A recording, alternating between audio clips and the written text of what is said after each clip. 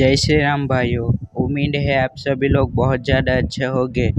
और आपने इसका पार्ट 1 नहीं देखा तो डिस्क्रिप्शन में और कमेंट बॉक्स में लिंक मिल जाएगी, आप जाकर देख सकते हो।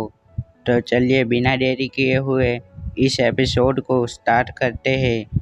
हमने पिछले एपिसोड में देखा था कि रियुमा अपने चारजोर्ड को बाहर बुला लेता है, जिसके बाद एसपी अपने चारजोर्ड को बाहर बुला लेता है और बोलता है कि अब मैं दिखाऊंगा तुम्हें मेरे चारजोर्ड की पावर। अब आगे जिसके बाद एस ये बोल के एस अपने चारजोर्ड को ड्रैगन क्लो अटैक करने को बोल देता है।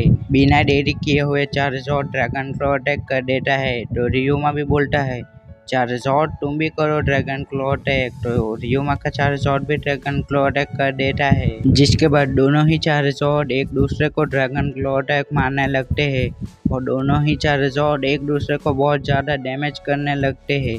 तभी रियुमा कहता है चारजोर्ड अब करो फ्लेम फ्लोर अटैक, जिसके बाद रियुमा का चारजोर्ड फ्लेम फ्लोर अटैक कर देता है, जिसे देख के एस बोलता है बचो इससे। एस का चारजोर्ड किसी तरीके से रियुमा के चारजोर्ड से बचता है और ड्रैगन टेल चारजोर्ड को मार देता है, जिसके बाद चारजोर्ड जख्मी हो जाता है। रियुमा ये देख के थोड़ा हैरान तो होता है, लेकिन फिर रियुमा अपने चारजोर्ड को थंडर पंच अटैक करने को बोलता है, जिसे देख के एस भी अपने चारजोर्ड को बोलता है तुम भी करो थंडर पंच, जिसके बाद एस का चारजोर्ड भी थंडर पंच अटैक करने लगता है और दोनों ही पोकेमॉन एक दूसरे को अपने अपने अटैक से मार देते हैं, जिसके बाद दोनों ही पोकेमॉन बहुत ज़्यादा जख्मी हो जाते हैं। जिसके बाद रियुमा कहता है वाकई एस मानना पड़ेगा तुम्हारा चारजोर्ड बहुत ज़्यादा स्ट्रॉन्ग है, लेकिन अब ये बैटल ज़्यादा देर तक नहीं चलेगी। ये बोल के रियुमा अपने चारजोर्ड को मेगा इवॉल्व कर देता है। एस ये देख के कहता है कि मेरा चारजोर्ड तुम्हारे चारजोर्ड को बिना मेगा इवॉल्व हुए ही हरा सकता है।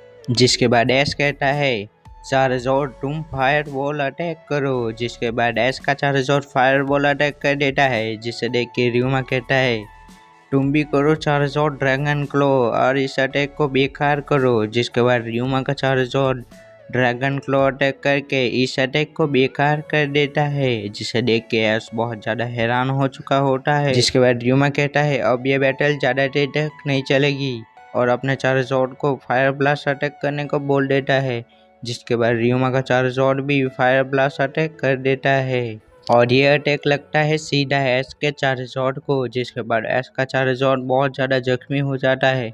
एस के चारजोर्ड से ठीक से खड़ा भी नहीं हुआ जा रहा, जिसे देख के एस कहता है चारजोर्ड उठो तुम कर सकते हो, मुझे तुम पे भरोसा है। याद करो चारजोर्ड तुमने स्ट्रॉन्ग बनने के लिए कितनी ज़्यादा ट्रेनिंग की है और तुमने बहुत ज़्यादा मेहनत की है, तो तुम ऐसे नहीं हार सकते। जिसके बाद चारजोर्ड और एस की बॉडी पूरी आग से लिपट जाती है और दोनों कनेक्ट हो जाते हैं। जिसके बाद चारजोर्ड की पावर इंक्रीज होने लगती है।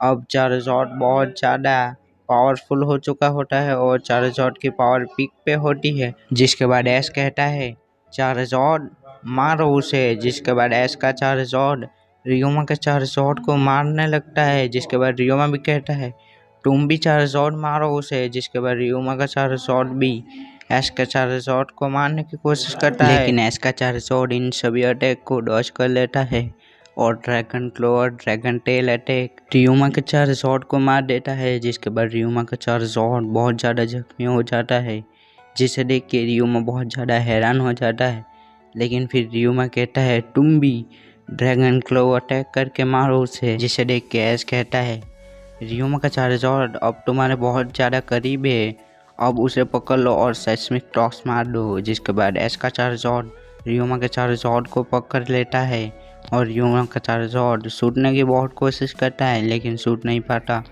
और एस का चारजोर्ड रियुमा के चारजोर्ड को मार देता है सेस्मिक टॉस। जिसके बाद रियुमा का चारजोर्ड हार जाता है। ये देख के रियुमा बहुत ज़्यादा हैरान होता है, लेकिन फिर रियुमा कहता है एस मानना पड़ेगा तुम्हारा चारजोर्ड में दम है। जिसके बाद रियुमा और एस अपने अपने पोकेमॉन को वापस बुला लेते हैं और दोनों ही हाथ मिलाने लगते हैं और एस कहता है रियुमा जल्दी बताओ पोकेमॉन मास्टर कहाँ है, मुझे उनसे बैटल करनी है। एस की बात सुन के रियुमा कहता है पोकेमॉन मास्टर यानी मेरे मास्टर ये बैटल देख रहे थे।